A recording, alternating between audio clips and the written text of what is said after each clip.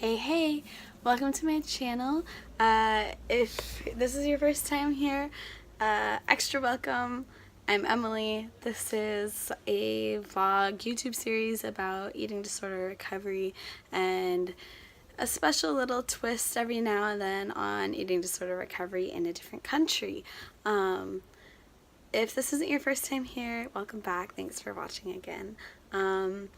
And also, I don't normally sound like this. This is like my coming off of a cold voice and I lost my voice.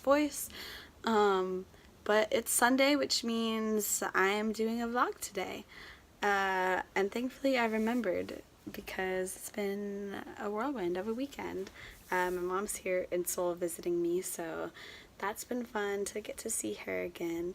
But yeah, let's sort of jump into it.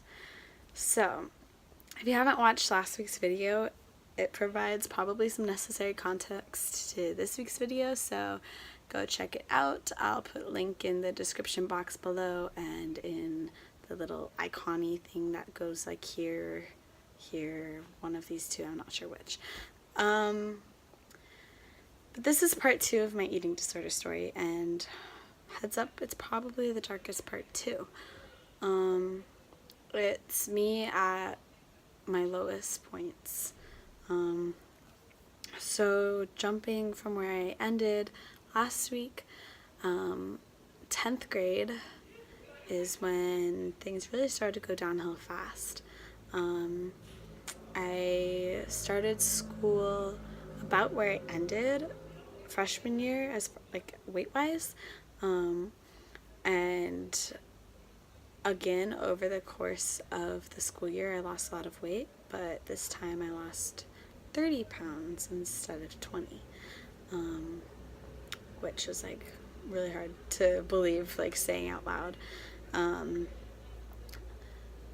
But anyways, that's getting ahead of myself. So 10th grade, I still wasn't diagnosed with an eating disorder yet. It was still disordered eating, and I remember distinctly it was November when I'd already lost, I think, 15 pounds from the start of the school year, and they diagnosed me, or my counselor diagnosed me with an eating disorder.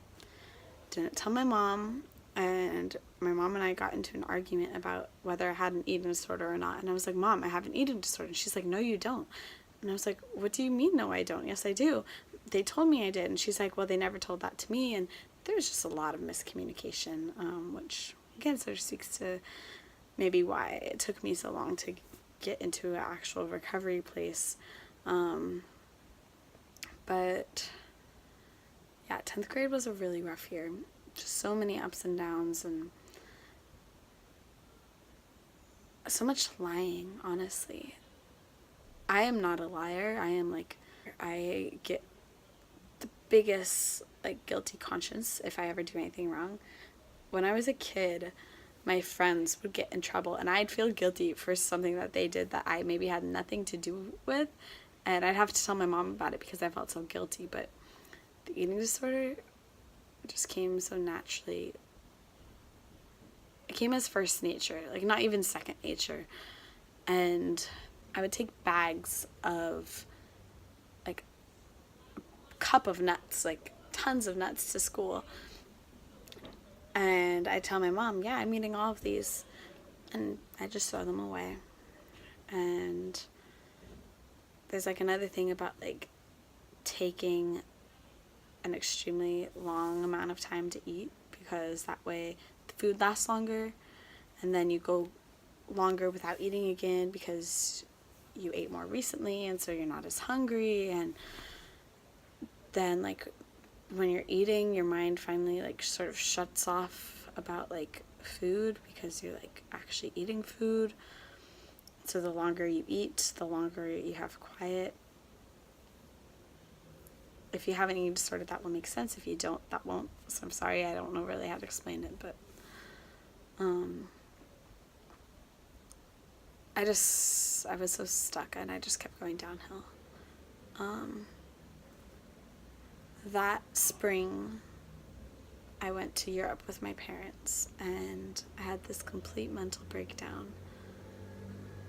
Multiple complete mental breakdowns that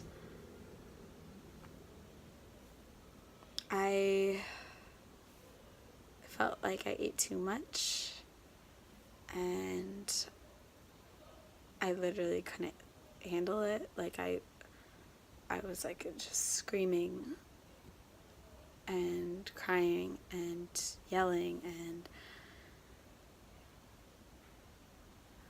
I like didn't know if I could actually like get through it. I remember when we got to Paris and the Eiffel Tower near the end of our trip, I started crying because I was like, holy fuck, like I made it. And it was like that fact that I just made it that like made me cry, because I honestly didn't think I'd make it through that trip.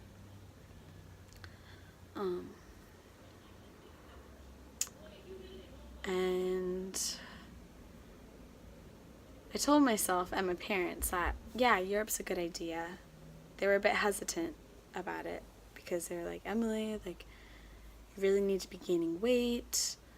This is getting scary. And like, the doctor had like finally said, like, you know, you're underweight. If you get to this certain number, like, we're going to have to admit you into a hospital.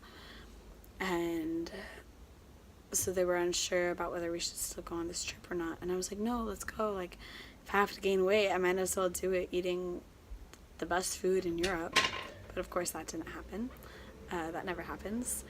And so of course I lost more weight while we were there, and we came back. I just said, oh, like, it's nothing, it was only a couple pounds, like, I'll be back on track soon. And it was just really easy to make up excuses of why it wasn't happening. And at the end of that year is when I got to my lowest point. I remember going into the nurse's office at school and sneaking on the scale, because at that point in time I wasn't allowed to do like weigh-ins by myself, and I hadn't eaten breakfast yet, so I went on and I was like, yes, like, it was just like that satisfaction of like finally getting to that number. And yeah, I look back at pictures from then, like when I went to spring prom and like trying on dresses for the prom, and I remember when I got rid of that dress, and I was like one of my best friends and I were just like, how on earth did I ever fit into this? Like, it was teeny. Yeah, that year, that summer, I just didn't really get better. Come junior year, I put on about like 5 pounds from that lowest weight, and it was still just really hard, though. I was still really stuck and really in a dark place, and we started a outpatient program through Stanford that was supposed to be like a remote program, and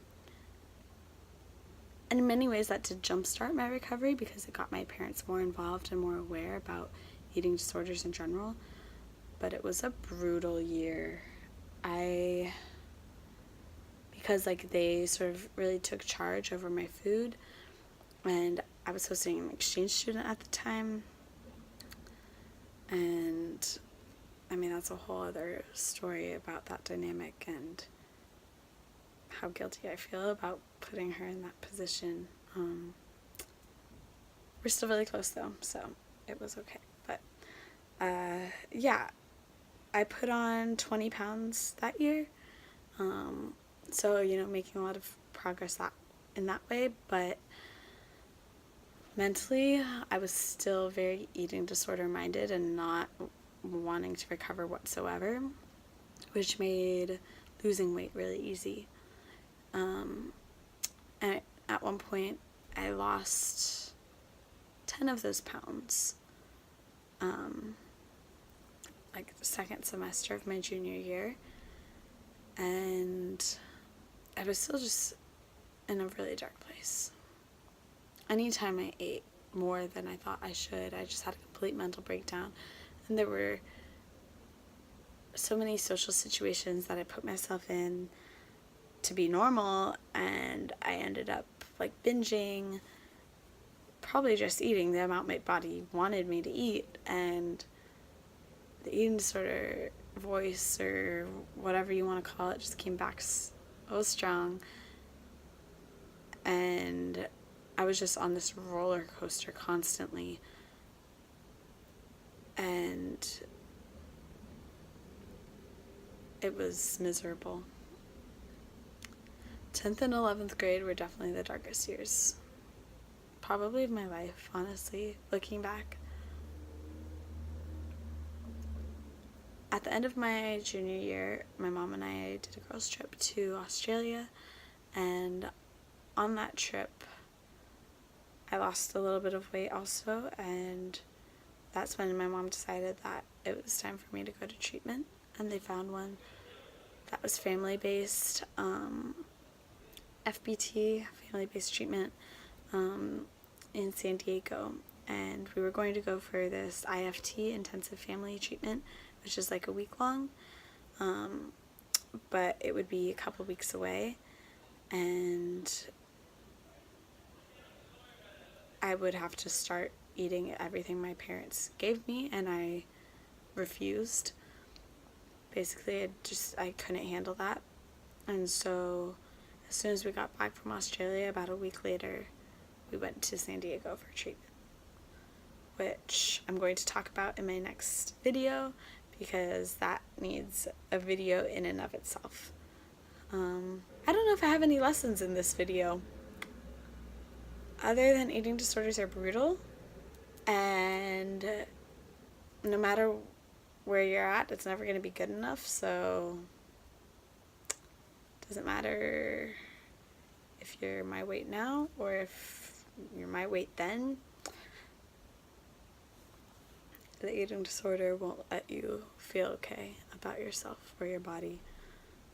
And I think there's something really powerful in changing your mindset of,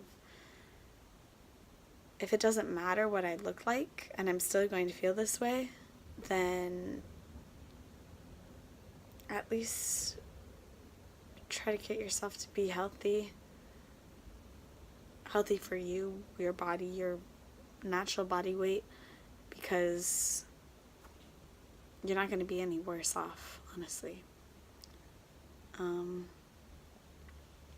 if nothing else, hopefully you understand a little bit more about me, my eating disorder story, whether you're going through something similar or are just a family or friend out there watching to support me. Yeah, that's sort of what it is. And yeah, thanks for watching. Again, not the most fun video, a lot of talking.